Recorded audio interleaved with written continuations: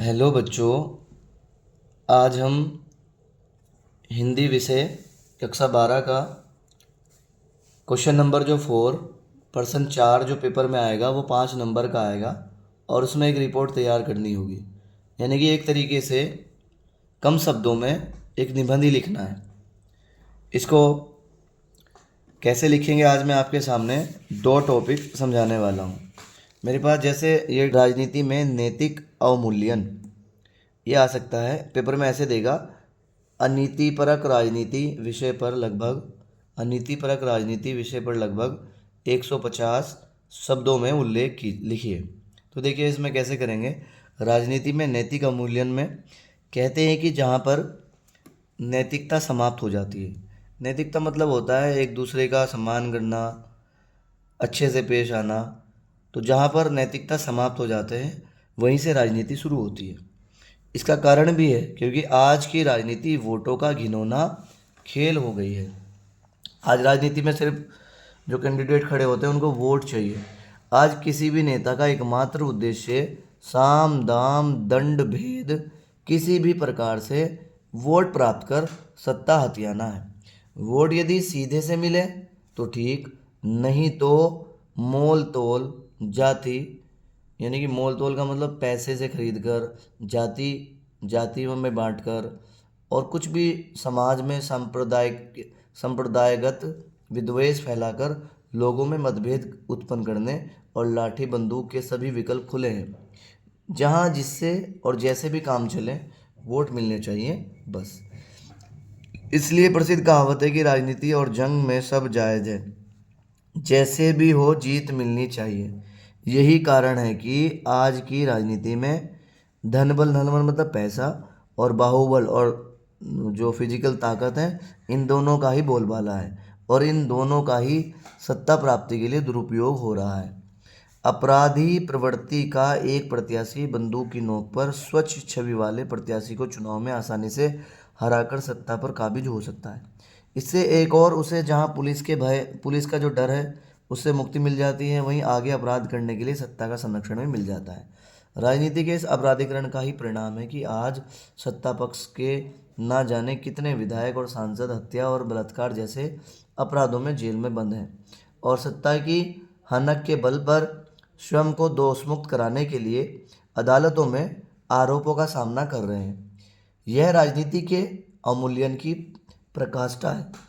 तो राजनीति के अवमूल्यन का मतलब हो गया कि राजनीति में जो राजनेता वोट लेने के लिए तरह तरह के हथकंडे अपनाते हैं और अपनी ताकत के बल पर अपनी शक्ति का दुरुपयोग कर सत्ता हथिया लेते हैं और उनकी छवि भी गुंडों वाली होती है। तो ये राजनीति का अवमूल्यन हुआ। राजनेताओं के इस चारित्रिक अवमूल्यन के साथ ही वर्तमान राजनीति में भ्रष्टाचार भी अपने चरम पर है। देखिए राजनीति में क्या हो रहा है, आज जब राजनेताओं ने राजनीति का अवमूल्यन किया तो इसमें भ्रष्टाचार बहुत ज़्यादा बढ़ रहा है देश में। अपनी आत्मा को बेचकर हमारे राजनेता देश की मान प्रतिष्ठा और जनता के प्रति विश्वासघात कर अपने नैतिक पतन को सभी सीमाओं को लांघ जाना चाहते हैं और इसी तरीके से बहुत सारे घोटाले होते हैं। बहुत सारे नेता ऐसे हैं देश में जो घोटाले करते हैं, इसमें आगे बताया गया। आज ये थोड़े से संतोष का विषय है कि जनता अब इस अवमूल्यन के प्रति थोड़ा सचेत है। आज की जनता बहुत जागरूक है, वो इन चीज़ों को समझ रही है। विभिन्न समाज सेवियों द्वारा चलाए जा रहे जन आंदोलन के ने जनसाधारण में यह चेतना जागृत की है और यही चेतना राजनीति के अवमूल्यन का कुछ अंकुश लगाने में अवश्य सफल होगी।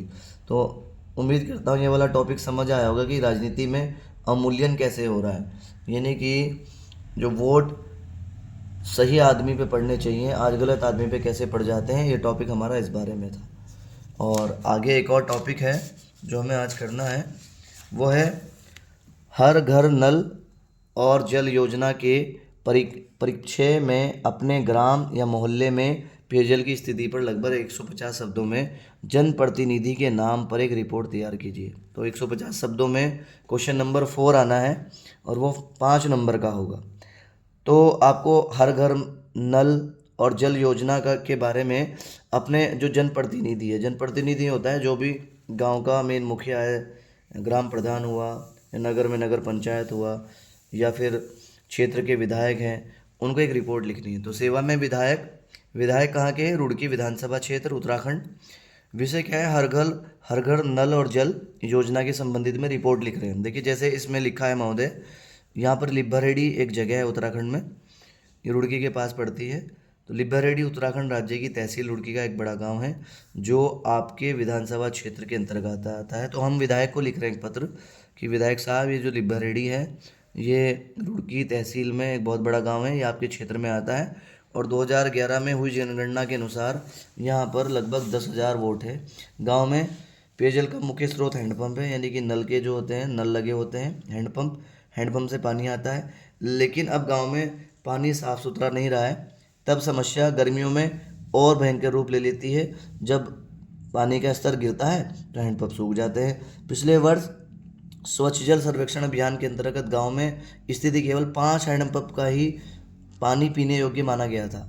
इन 5 हैंडपंप में भी 2 व्यक्ति हैं और 3 ग्राम पंचायत द्वारा, मतलब 2 तो पर्सनल हैं, दो हैंडपंप हैं, और 3 जो हैं सरकारी जो नल होते हैं, इनको बोलते हैं ग्राम पंचायत द्वारा लगाए गए सरकारी हैंडपंप।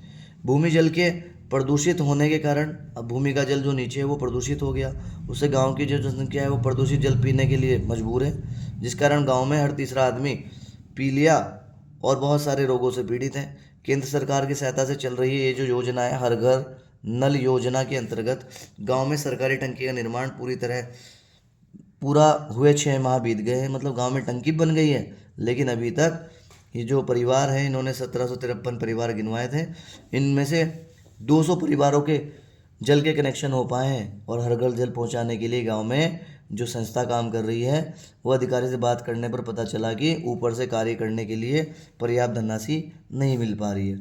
यदि इसी गति से हर घर नल पहुंचाने का कार्य हुआ तो पूरे गांव में घर घर नल पहुंचाने में कम से कम 1 वर्ष का समय अवश्य लगेगा। गांव के कम से कम आधे परिवारों तक नल पहुंचाने के बाद ही टंकी का जो साफ़ सुथरा पानी है वो सब तक पहुंच पाएगा। आप क्योंकि सत्ताधारी दल के विधायक हैं तो शुद्ध पेयजल की मतलब जल्दी से जल्दी गांव में सुविधा करा दीजिए, और आप अपने व्यक्तिगत प्रयास से, अपने खुद के प्रयास से गांव की शुद्ध पेयजल के लिए आवश्यक धनराशि उपलब्ध कराकर ये जो कार्यकारी संस्था है, ये जो संस्था इस टंकी को बना रही है पानी की, ये पानी का काम कर रही है, उस पर शीघ्र मतलब जल्दी ही उस पर पानी की पूर्ति का दबाव बना सकते हैं। उम्मीद करता हूँ कि यह काम करने में आप सक्षम होंगे। इस तरीके से आप लिख दीजिए, यहाँ पे लास्ट में डेट है, बहुधीय, जैसे इंग्लिश में योर्स फेथफुली होता है तो हिंदी में बहुधीय होता है।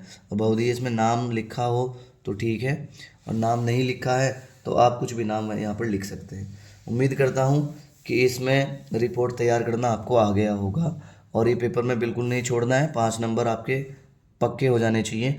इसके लिए मैंने आज आपको 2 रिपोर्ट समझा दी है। ऐसे ही आप इसमें 1-2 और कर सकते हैं, जैसे यहाँ पे लिखा है नैतिक मूल्यों का पतन कैसे हो रहा है समाज में, ये भी आप पढ़ सकते हैं। और सर्व शिक्षा अभियान की सार्थकता, ये भी आप पढ़ सकते हैं।